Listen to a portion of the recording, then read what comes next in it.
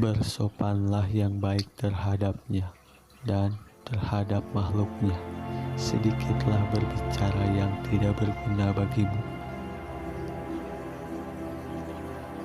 Orang-orang yang meninggalkan amal dalam keadaan berilmu, ilmu itu akan melupakanmu dan berkahnya hilang dari hatimu.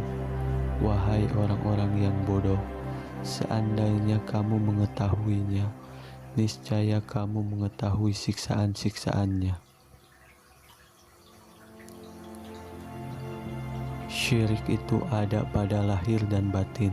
Syirik lahir ialah menyembah berhala, sedangkan syirik batin ialah berpegang kepada makhluk dan memandang mereka dapat memberi kemudaratan dan manfaat.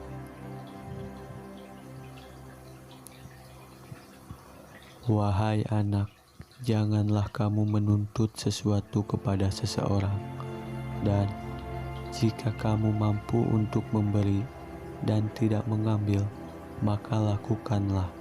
Kamu melayani dan kamu tidak minta dilayani oleh orang lain, maka lakukanlah.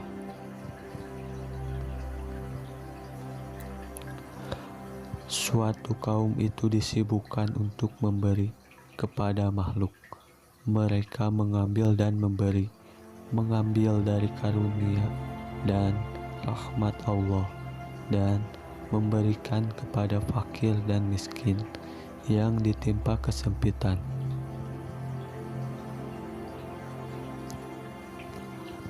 Mereka tunaikan hutang orang yang berhutang, yang tiada kuasa untuk melunaskannya. Mereka adalah raja-raja, bukan raja-raja dunia, karena raja-raja dunia itu mengambil dan tidak memberi, sedangkan kaum itu mengutamakan orang lain dan menunggu-nunggu orang yang tidak hadir. Mereka mengambil dari tangan Allah, bukan tangan makhluk, usaha anggota badan mereka untuk makhluk, sedangkan usaha hati mereka untuk mereka sendiri. Mereka berinfak atau memberikan harta itu karena Allah, bukan karena hawa nafsu, bukan karena pujian dan sanjungan.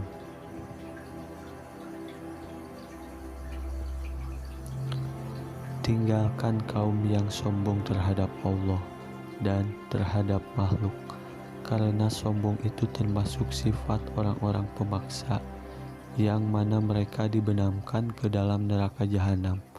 Apabila kamu marah kepada Allah, maka kamu sombong kepadanya.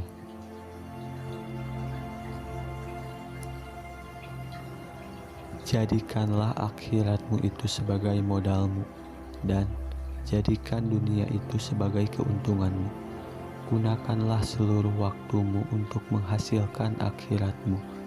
Lalu, apabila dari waktumu itu ada sedikit yang tersisa, maka gunakanlah untuk berusaha dalam urusan duniamu dan mencari penghidupanmu.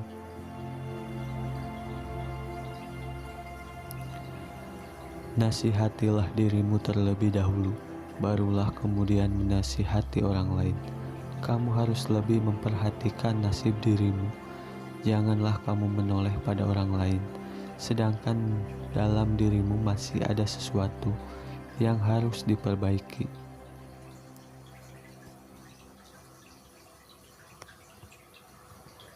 Janganlah kamu takut kepada makhluk, dan janganlah kamu berharap kepada mereka, karena hal itu menunjukkan betapa lemahnya imanmu.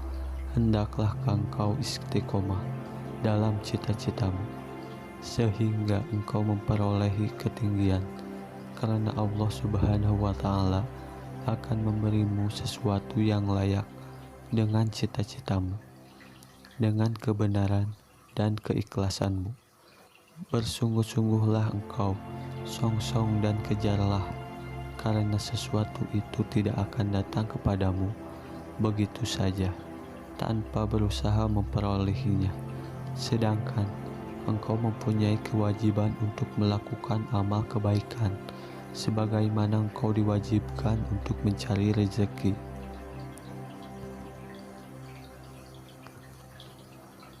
Selama hidup di dunia ini, yang terbaik adalah menyelamatkan hati dari buruk sangka. Orang itu dikatakan dekat dengan Allah selama dia meluangkan waktunya untuk berzikir setiap hari. Orang yang beriman selalu menyembunyikan apa yang ada padanya. Jika lisannya terlanjur mengucapkan sesuatu, maka ia segera memperbaiki ungkapan yang diucapkan itu, berusaha menutupi apa yang telah lahir, dan mohon kemaafan.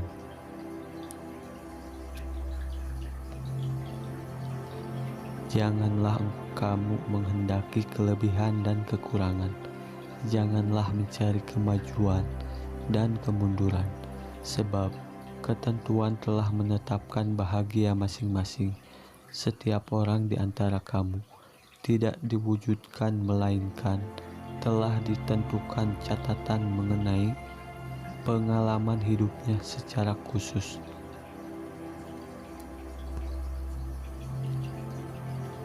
Jika di dunia dan akhirat datang melayanimu dengan tanpa susah payah, ketuklah pintu Tuhanmu dan menetaplah di dalamnya. Bila kamu telah menetap di dalamnya, akan jelas bagimu seperti buah pikiran.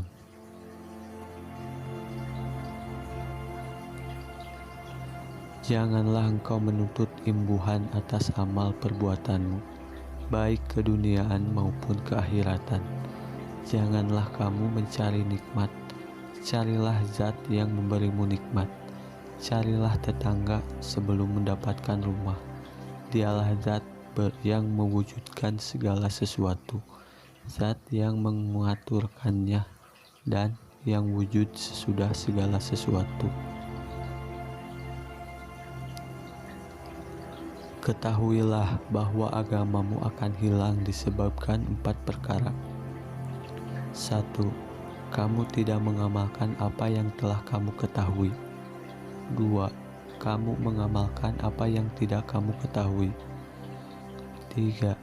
Kamu tidak mau berusaha mengetahui apa yang tidak kamu ketahui, sehingga tetap bodoh. 4. Kamu melarang manusia untuk berusaha mengetahui apa yang mereka tidak mengetahui.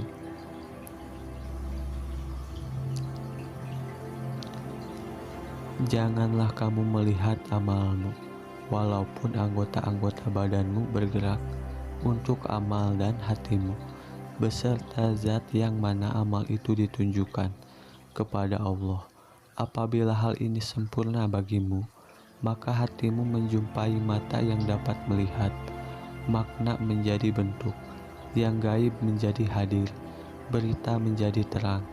Hamba apabila baik karena Allah, maka dia bersamanya dalam semua keadaan.